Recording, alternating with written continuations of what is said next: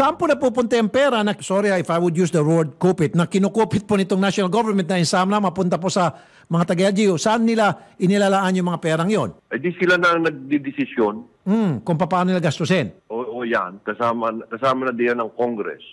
Kaya ipinagbawal nga sa konstitusyon at pinagdiinan ng Supreme Court decision sa Mandanas ruling. Huwag makikialam diyan ang Congress.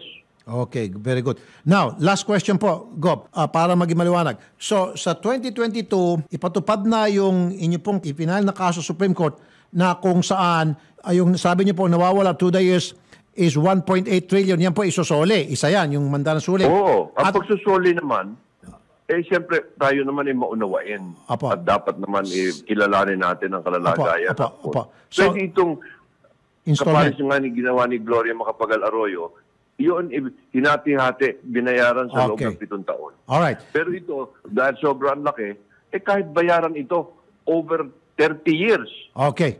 Sounds good enough. Sige, hindi pwede kasing biglayin. Sa ngayon, naghihirap na nga yung bansa natin. So 1.8 trillion over 20, 30 years, okay yan.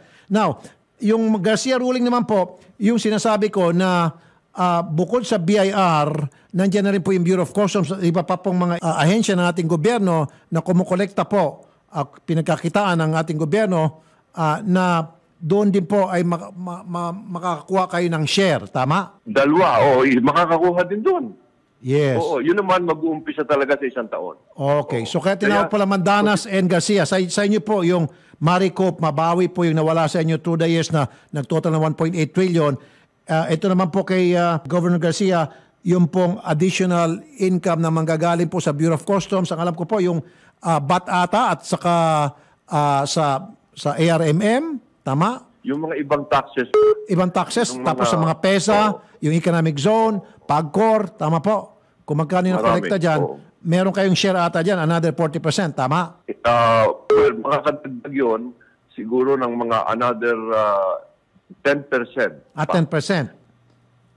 Pero okay. kung ating susumahin, para lang madaling maintindihan, kahit na yung mga nakaraan ay sa 30 taon, yung tatanggapin natin compared sa taong ito, 2022, talagang mahigit sa doble.